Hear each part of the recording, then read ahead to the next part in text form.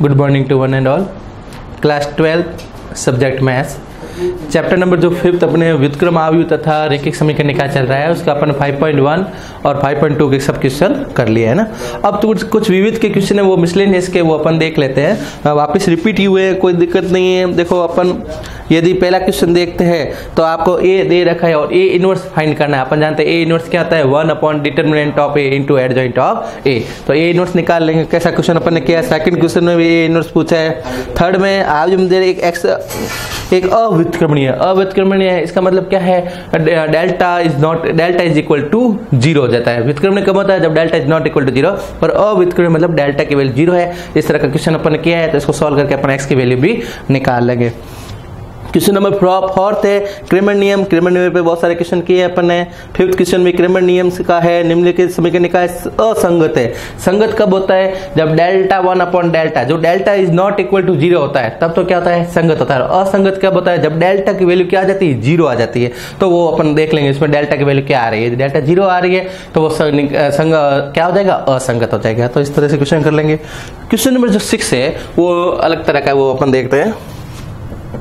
Miscellaneous का question number 6 दे रखा है। एक द्वितीय क्रम का आव्यूह ए ज्ञात कीजिए, जहां ए इंटू आव्यूह 1, -2, 1 and 4 इज इक्वल टू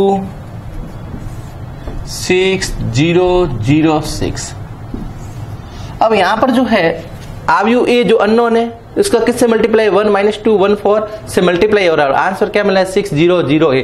तो ए की वैल्यू क्या होगी, ये जो 2/2 क्रम का जो आव्यूह ए है वो आपको ए क्या करना है, ज्ञात करना है। अब इसके लिए अपन क्या करेंगे, देखो इधर इसको इक्वेशन 1 कर देते हैं। माना अब ये जो आव्यूह इसको बी मान लेते हैं। B is equal to 1, -2, 1 and 4। इस आव्यूह को अपन ने क्या मान लिया, बी मान लिया। और ये जो 6 है, अपन जानते हैं जो आई होता है वो क्या होता है, 1, 0, 0 और 1। अब अपन इक्वेशन 1 में देखते हैं। इन इक्वेशन 1 ए इंटू, इसको अपन ने बी माना है तो इसकी जगह मैं क्या लिखूंगा, बी। और यहां पर मैं सीधे 6 कॉमन ले लेता हूं तो ये बच गया 1, 0, 0 और 1।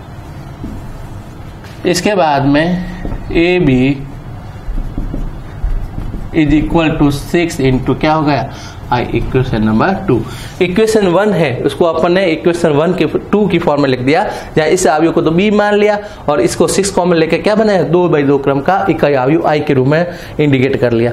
अब अपन क्या करेंगे, इक्वेशन अपन को ए चाहिए तो इसके लिए मेरे को इसको बी को हटाना है, इसलिए मैं इक्वेशन 2 को राइट हैंड साइड से बी इनवर्स से मल्टीप्लाई करना है।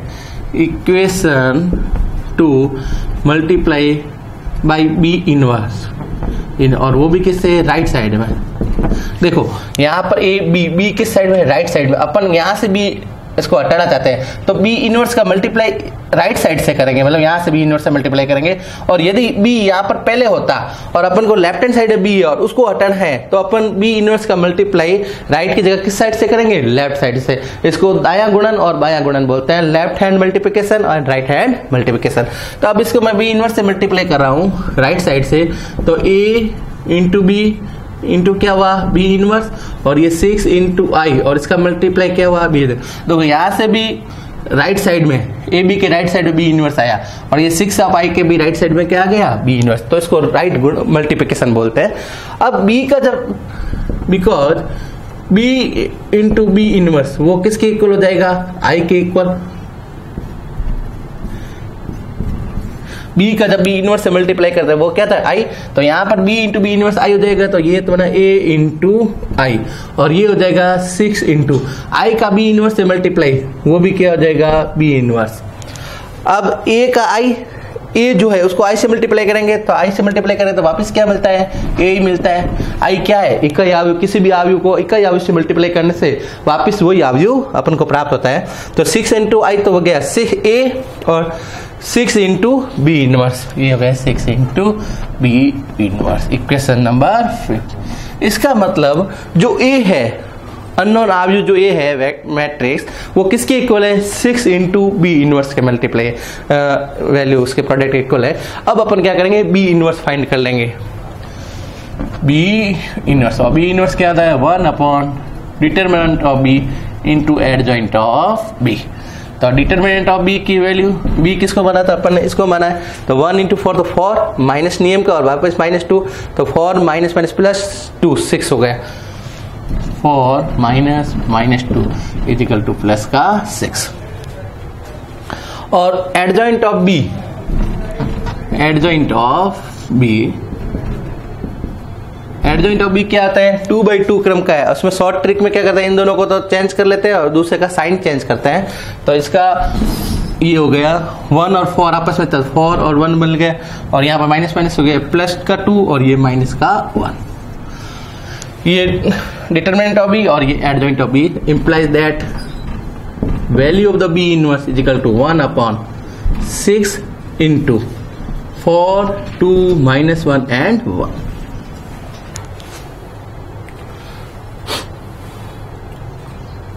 अब बी इनवर्स की जो वैल्यू है वो किस में रख देंगे, इक्वेशन नंबर 5 में, इन इक्वेशन 5।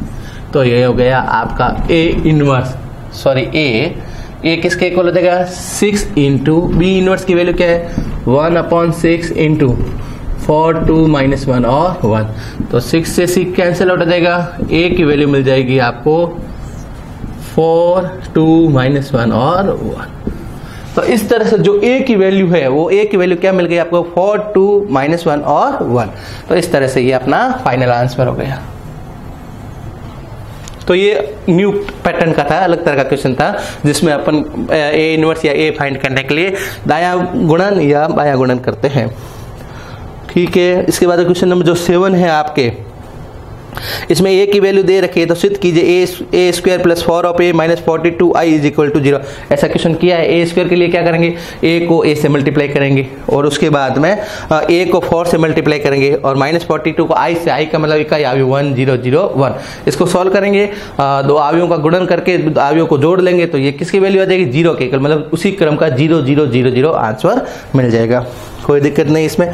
और इसकी सहायता से ए इनवर्स ज्ञात कीजिए। देखो इसकी सहायता से ये क्या है, तो इस इक्वेशन को ऐसे सॉल्व करते हैं, वापस गुणन वाला पैटर्न लगेगा। क्वेश्चन नंबर 7 के लिए बता रहा हूं। 7 में दे रखा है A square plus 4 of A minus 42 I is equal to 0। ये तो प्रूव तो हो जाएगा, ए की जगह वैल्यू रख के ए का स्क्वायर निकालो, 4 इंटू ए करो और 42 को आई सबको ऐड कर लो तो 0 आ जाएगा, उसमें कोई दिक्कत नहीं। लेकिन ए इनवर्स, इसकी सहायता से ए इनवर्स कैसे निकालते हैं, देखो इक्वेशन 1 ये। अब अपन क्या करेंगे, A square plus 4 of A, 42 को उधर लेके गए तो प्लस का 42 इंटू आई।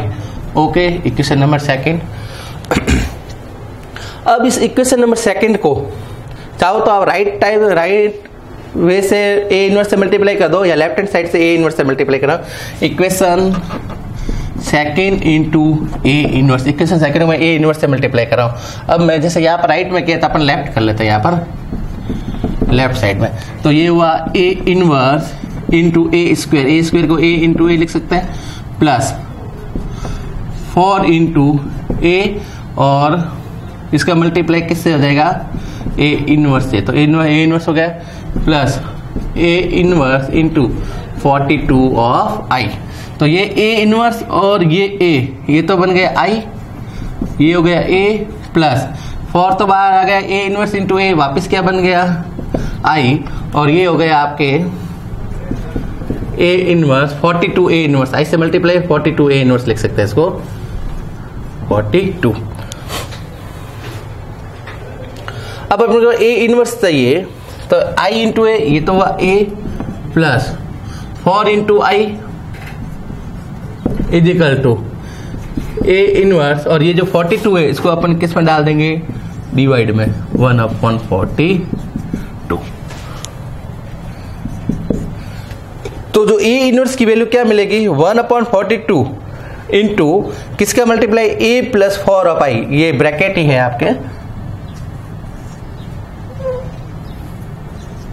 ए की वैल्यू आपको दे रखी है क्वेश्चन में और 4 इंटू आई कर लेना, इन दोनों अवयव को जोड़ लेना और उसको किससे डिवाइड करेंगे 1/42। तो ये जो वैल्यू किसकी दे देगी आपकी ए इनवर्स। तो यहाँ पर अपन A inverse 1 determinant of A into adjoint of A से फाइंड नहीं की है, यहाँ पर दिए गए इक्वेशन से अपन ए इनवर्स फाइंड किया है, जिसके लिए अपन क्या करते हैं ए इनवर्स का मल्टीप्लाई कर देते हैं और उसमें अपन को terms A square A inverse मिल जाएगी। क्वेश्चन नंबर 8, यदि a is equal to value दे रखे तो सिद्ध कीजिए a inverse is equal to 1/19 into A. तो वही पैटर्न वापस a inverse is equal to 1 determinant of a into adjoint of a। Determinant of a की वैल्यू पर 19 मिल जाएगी और a की वैल्यू से मल्टीप्लाई करेंगे तो ये प्रूव हो जाएगा। क्वेश्चन नंबर 10 में दे रखा है a की वैल्यू दे रखी है, a इनवर्स ज्ञात कीजिए और दर्शाए कि a inverse into a equal to I3 का मतलब 3/3 का अवयव है। तो सबसे पहले a इनवर्स 3/3 का a inverse 1 determinant of a into adjoint of a, ऐसा क्वेश्चन कर चुके हैं, a इनवर्स मिल जाएगा। और फिर क्या करना है आपको a इनवर्स को a से मल्टीप्लाई करना है, तो a इनवर्स को अपन a से मल्टीप्लाई रो इंटू कॉलम से हो जाएगा 2 अवयव गुणा और वो क्या मिल जाए 3 क्रम का अपन को क्या मिल जाए इकाई अवयव। तो इस तरह से ये क्वेश्चन इजी वे से कर लेंगे। क्वेश्चन नंबर 10, अभी जो क्वेश्चन नंबर 7 की तरह है a square minus 7 of 4 of a minus 5 of i बराबर 0 है, ये तो सिद्ध करना है और a इनवर्स निकालना है। तो 5 ऑफ i को उधर भेज देंगे और इस इक्वेशन को a इनवर्स से मल्टीप्लाई कर देंगे, तो इसी वे से वापस आपको a इनवर्स मिल जाएगा। क्वेश्चन नंबर 11, आव्यूह सिद्धांत का प्रयोग कर निम्नलिखित रैखिक समीकरण निकाय को हल कीजिए। आव्यूह सिद्धांत का अपन ने क्वेश्चन 5.2 में आव्यूह सिद्धांत के बहुत सारे क्वेश्चन किए हैं, जिसमें दिए गए जो सिस्टम होता है उसको अपन को किस में कन्वर्ट करते हैं a इंटू एक्स बराबर b के इक्वल। फिर x की वैल्यू क्या मिल जाएगी a इनवर्स इंटू b और a इनवर्स कैसे मिलता है 1 determinant of a into adjoint of a। ये तो a इनवर्स निकाल लेंगे और उसको किससे b से मल्टीप्लाई कर लेंगे। तो इस तरह के आव्यूह सिद्धांत के द्वारा अपन 2/2 क्रम का या 3/3 क्रम के क्वेश्चन सॉल्व कर लेंगे। किया है अपन ने। क्वेश्चन नंबर 12, दिए गए शीर्षों के त्रिभुज ए बी से का क्षेत्रफल ज्ञात कीजिए। त्रिभुज के 3 वर्टिसेज है x1 y1 x2 y2 और x3 y3। यदि त्रिभुज के तीनों शीर्ष दे रखे हैं तो त्रिभुज शीर्ष दे रखे हैं तो उसका क्षेत्रफल कैसे निकालते हैं, सारणिक की सहायता से 1/2 सारणिक of x1 y1 1 x2 y2 1 और x3 y3 1, इस अकॉर्डिंग अपन क्वेश्चन नंबर 12 कर लेंगे। क्वेश्चन नंबर 13 में 2 -3 लैम्बडा -2 और 0.5 सरेख है, तो लैम्बडा की वैल्यू ज्ञात कीजिए। ऐसा भी क्वेश्चन किया है 5.2 में। सरेख का मतलब कोलीनियर है और कोलीनियर है तो उससे बने त्रिभुज बनता नहीं है और त्रिभुज का क्षेत्रफल क्या मानेंगे अपन 0, तो डेल्टा की वैल्यू 0 गिवन है। इसका मतलब x1 y1 1 x2 y2 1 और x3 y3 1 डिटरमिनेंट इसकी वैल्यू किसके इक्वल कर देंगे 0 को इक्वल कर देंगे और यहाँ पर वैल्यू पुट कर देंगे तो अननोन जो लैम्बडा है उसकी वैल्यू आपको मिल जाएगी। तो इस तरह से 13 तक जो क्वेश्चन है वो आप होमवर्क में कंप्लीट करना है इनको, और ये सब क्वेश्चन जो है अपन ने 5.1 और 5.2 में कर चुके हैं। तो इस तरह से आप इसके क्वेश्चन करना, रिमेनिंग क्वेश्चन जो है अगले लेक्चर में अपन देखेंगे, फिर इस तरह से ये चैप्टर आपका कंप्लीट हो जाएगा। ओके।